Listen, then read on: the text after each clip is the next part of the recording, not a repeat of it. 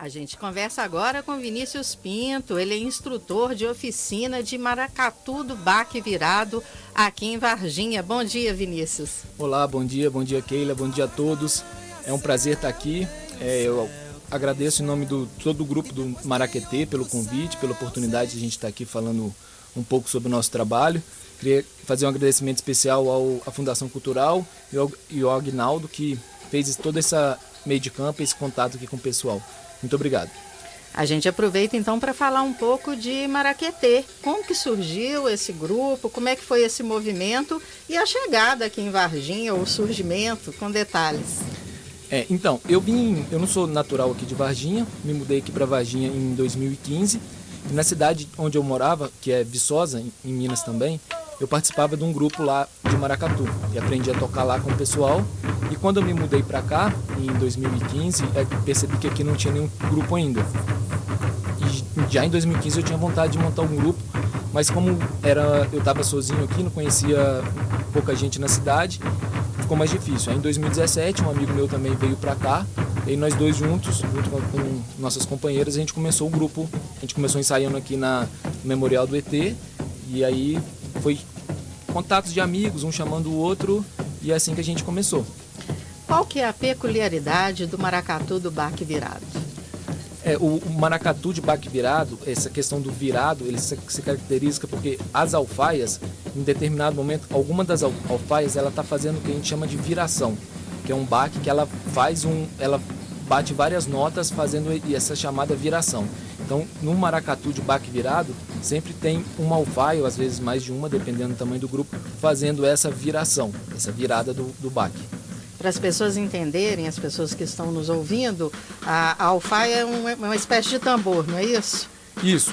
A alfaia é um tambor que ele chama alfaia porque ele tem umas cordas que faz a afinação que lembra como se fosse uma questão de um alfaiate, alguma coisa nesse sentido. E ela é um tambor que ele tem duas peles dos dois lados, geralmente são peles de cabra, de bode. E é similar às vezes a um surdo, assim você olha, tem gente que acha que a gente está tocando um surdo, mas não, é uma alfaia. E quais são os outros instrumentos que compõem aí o maracatu, aí, esse conjunto aí de instrumentos? Legal. No maracatu a gente tem o que a gente chama de graves, que é basicamente formado pelas alfaias. As alfaias elas têm diferentes diâmetros, e isso são diferentes timbres, né? Quanto menor o diâmetro, mais agudo são as alfaias. Mas todas as alfaias formam o que a gente chama dos graves. E aí tem os agudos. Os agudos tem uma caixa de guerra mesmo, uma caixa parecida com uma caixa de bateria. Dependendo, pode ter um tarol também. Além do tarol, a gente tem um gongue, que é um instrumento de metal, que geralmente ele que começa o baque, ele está sempre na frente, né, do cortejo de maracatu. E tem dois tipos de chocalhos, um mineiro, conhecido como ganzá também, mineiro ou ganzá, e o AB, chiquerê, que é formado com uma cabaça com pontas, feita uma renda nessa cabaça. O chiquerê me lembra as dançarinas do maracatu, né? Aquele movimento bonito e tal. O grupo Maraquetê tem essas dançarinas? Conta pra gente aí como é que é essa formação a equipe toda aí. Quem que compõe a equipe? Então, hoje em dia o grupo ainda não tem ainda uma dançarinas, porque o nosso grupo ainda é um pouco reduzido. A gente tem um caixeiro, que eu toco caixa, tem um rapaz que toca o gongue, o Simão. A gente tem o AB, hoje em dia tem a Joana tocando um AB, às vezes a Adila também, uma outra moça, toca um AB, e a Maria Clara também toca um AB. E aí na alfaia aí a gente tem uma rotatividade maior, tem uns integrantes que às vezes aparecem, são mais assim, não tão firmes, mas tem o Léo, tem a Raquel, Ronildo, o Rubens, Pablito, todos esses tocam alfaia. Alguma dessas meninas também, se precisar, todas elas também tocam alfaia. E o bacana é que o grupo está oferecendo oficinas gratuitas. Explica pra gente como são essas oficinas e são de todos os instrumentos? Sim. A oficina, a gente chama de oficina, mas é como se fosse basicamente uma aula mesmo de maracatu, iniciando bem básico. A gente sempre tenta nivelar a oficina de maracatu pelo mais iniciante. Então chega uma pessoa lá que não tem noção de ritmo, de pulsação nenhuma, a oficina vai no andamento daquela pessoa, bem tranquilo, sem exigir demais da pessoa. A gente disponibiliza todos os instrumentos, a gente tem todos os instrumentos, alguns deles a gente comprou, outros a gente fez, mas a gente oferece todos os instrumentos para quem quiser tocar, não precisa ter um instrumento, e elas são gratuitas e acontecem de 7 às 9 na praça, conhecida como Praça da Fonte, né? Aquela praça atrás da Concha Acústica. É só chegar lá então e participar. Só chegar e participar. A gente está lá aberto e a gente adora receber quando chega gente nova, ensinar e é isso. Bacana. Quando eu penso em maracatu, eu penso em Pernambuco, naqueles grupos maravilhosos que inclusive desfilam no carnaval, né, com uma força muito grande. E lembro também de Nação Zumbi. Te remete a isso também? Sim, Cordel, sim. do Fogo Encantado. Sim. Todos esses dois grupos, eles fazem levadas, batuques, usam alguns instrumentos do maracatu.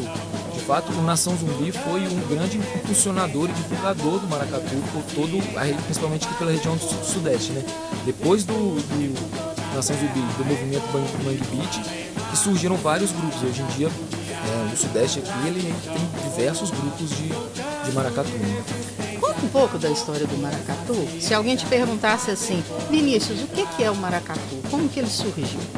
Então, o maracatu de baque virado, ele surgiu principalmente na região ali do litoral próximo de Recife, né? Recife e Igaraçu, são duas cidades que têm os maracatus mais antigos. Eles surgiram como uma manifestação negra de coroação de um rei deles. No caso, às vezes um rei Congo. Então, ela mescla muito a questão dessa origem, né? Origem que veio com os negros, mas ela tem traços ainda um pouco da cultura portuguesa, porque além da parte percussiva, tem toda uma parte de corte, que tem a dama de passo, tem o porta-bandeira, tem toda essa similaridade com uma corte portuguesa.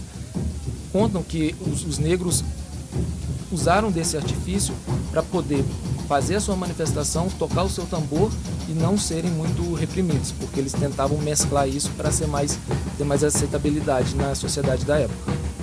Aqui em Minas Gerais a gente conhece muito as famosas congadas, né? Os grupos de congado. Pontua pra gente alguma diferença ou alguma similaridade entre o congado e o maracatu? Eu acho que talvez a principal diferença que eu vejo entre o maracatu de baque virado, principalmente o maracatu nação tradicional de Recife, com as congadas, é que o maracatu está muito vinculado a uma religiosidade de matriz africana, principalmente o candomblé. Os maracatus nação de Recife, eles são todos vinculados a algum terreiro de candomblé, diferente da congada. A congada, ela é vinculada mais à Igreja Católica, Nossa Senhora do Rosário, São Benedito. Então essa é uma diferença que eu vejo grande. Apesar de que o maracatu canta diversas músicas em louvor a Nossa Senhora, a São Benedito também. Mas essa questão que está por trás dessa religiosidade do grupo mesmo, do grupo, né, como um todo, o maracatu está mais vinculado ao candomblé do que a congada, né? Vinícius, eu conversaria aqui um longo tempo com você sobre o assunto que me interessa muito e eu acho que o ouvinte que está nos escutando agora está interessado também em participar dessas oficinas. Então a gente fecha esse bate-papo agradecendo a sua presença e pedindo aí o reforço aí para essas oficinas, onde, quando, de que forma as pessoas podem participar. Então aprender um pouco aí dessa levada do maracatu, do baque virado. Eu que agradeço, assim, foi um prazer enorme estar aqui podendo falar um pouco do maracatu, desse trabalho que a gente faz e gosta muito. São oficinas gratuitas, a gente tem todos os instrumentos, a pessoa não precisa ter nenhum conhecimento para poder participar. Elas acontecem toda quarta-feira, de 7 da noite às 9, 8 e meia, 9 horas da noite, na Praça da Fonte. Então, assim, a pessoa só chegar lá e tocar com a gente, não precisa conhecer, nem ter ouvido maracatu. Só gostou dessa palavra, maracatu, vou lá tocar maracatu. Pode tocar com a gente, que vai aprender. Eu garanto, se a pessoa se dedicar um pouquinho, for lá e tiver uma constância, ela vai aprender a tocar. Bacana, Vinícius, muito obrigada.